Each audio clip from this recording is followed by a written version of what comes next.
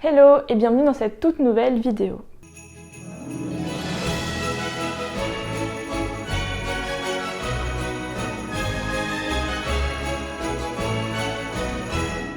Alors, on se retrouve aujourd'hui en ce 7 décembre pour faire la vidéo du jour du calendrier de l'Avent du savoir. On va donc ouvrir la case numéro 7 et je vais chercher le calendrier tout de suite. Et donc, dans la case numéro 7, on retrouve les biscuits de Noël. Alors on se retrouve dans un cadre un peu différent que les vidéos précédentes puisque aujourd'hui nous allons pâtisser et nous allons pâtisser des biscuits de Noël. Donc sans plus tarder, je vais préparer tous les ingrédients et les mettre sur mon plan de travail. J'ai d'ailleurs la recette sur mon ordinateur qui est juste ici, qui est une recette que j'ai trouvée sur Marmiton. Donc on va essayer de faire ça. Je vous avoue que c'est la première fois que je vais les faire avec vous. On croise les doigts pour que ça rende bien et que ce soit bon. Ok, donc j'ai préparé tous mes ingrédients. Du coup, pour faire les petits sablés, il vous faudra 170 g de beurre, 170 g de sucre, une gousse de vanille ou bien un petit peu d'extrait de vanille, 5 g de sel, 300 g de farine et un œuf. Ensuite, en ce qui concerne le glaçage, pour les petits biscuits, il vous faudra 200 g de sucre glace, du colorant alimentaire et un blanc d'œuf. Ok, donc on va commencer sans plus tarder.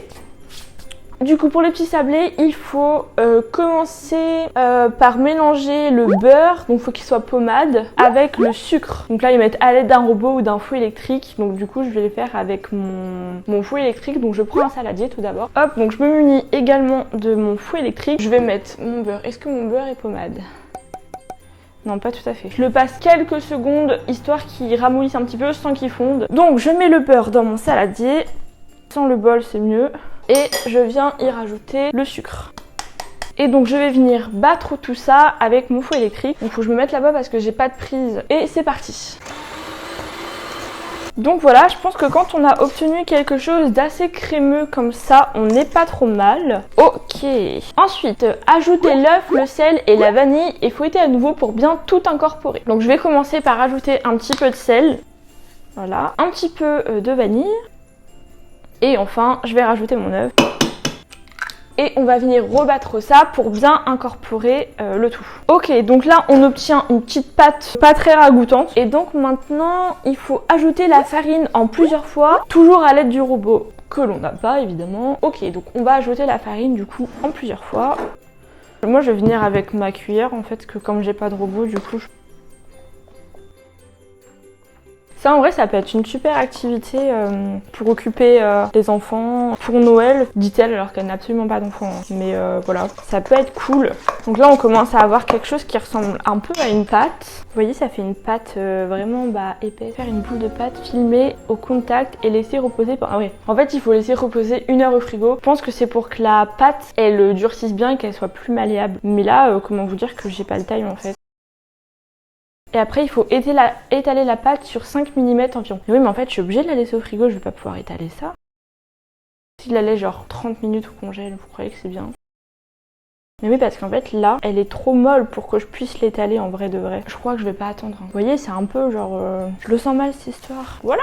Alors, normalement, c'est environ 1 heure au frigo. Mais comme je vous ai dit, j'ai pas la foi d'attendre 1 heure. Donc, je vais mettre ça, je sais pas, peut-être 20 minutes au congèle, voir ce que ça donne. Et puis, on se retrouve juste après.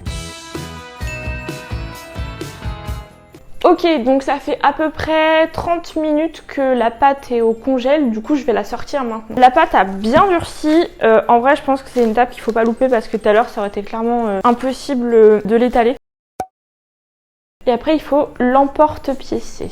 Est-ce que j'ai un... Oui, j'ai un rouleau à pâtisserie mais je sais pas où il est. Et là 5 mm, ça fait quoi 5 mm genre ça Je voulais dire que même si ça colle au plan de travail, en soi je pense que c'est pas très grave. D'ailleurs je vais mettre le four à préchauffer pendant qu'on fait ça. À 160, chaleur normale je crois ou tournante, chaleur traditionnelle, voilà, rien à voir.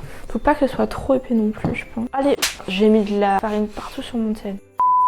Ok, donc j'ai pris 3 petits emporte-pièces, donc j'ai un petit bonhomme de pain d'épices, un sapin de Noël et un genre de canne à sucre.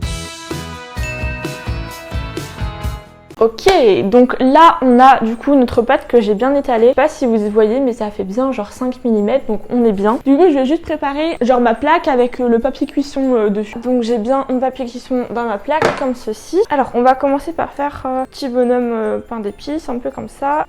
Mais c'est impossible, ça colle. Ça colle trop, genre regardez c'est hyper collé à la table. Je voulais dire que même si ça colle au plan de travail en soi je pense que c'est pas très grave.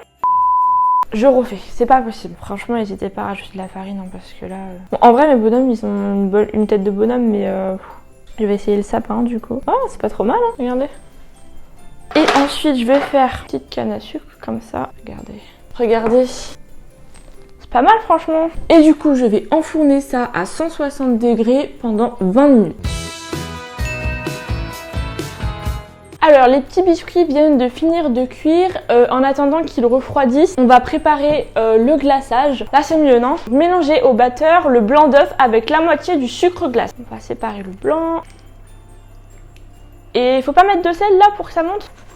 On va mettre la moitié. Hein. Et donc je vais aller battre ça et je vous retrouve juste après. Ok, et là du coup ils disent qu'une fois que le sucre glace est bien incorporé, il faut mettre la seconde partie du sucre glace. Du coup j'ai bien battu mes blancs neige avec le sucre glace. Regardez, c'est pas mal, c'est vraiment pas mal. Séparer le glaçage obtenu en 3 bols pour réaliser les couleurs nécessaires, machin. Pour faire une belle décoration, c'est préférable d'avoir des belles couleurs bien peps. Donc vous pouvez prendre soit des petits trucs en gel. Vous avez aussi la poudre. Je pense que vert rouge blanc c'est bien. Bon, je vous fais une petite voix off parce que après avoir réalisé ces petits sablés qui m'ont donné beaucoup de fil à retordre, j'ai complètement zappé de faire une petite outro. Donc je vous laisse sur ces magnifiques images de mes réalisations une fois terminées. J'espère que cette petite vidéo vous aura plu. C'était pas parfait, loin de là. Et puis bah je vous dis à demain pour l'ouverture de la 8e case du calendrier. Salut!